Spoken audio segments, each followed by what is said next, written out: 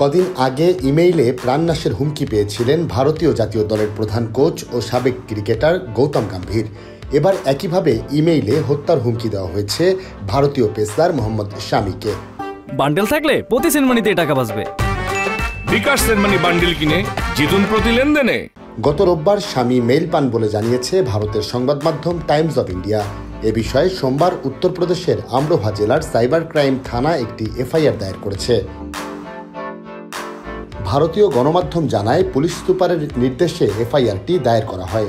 এতে বলা হয়েছে যে স্বামীর ভাই হাসিবের পক্ষ থেকে এই অভিযোগ দায়ের করা হয়েছে এবং রাজপুত সিন্দার নামক আইডিকে হুমকির মেইল প্রেরক হিসেবে উল্লেখ করা হয়েছে।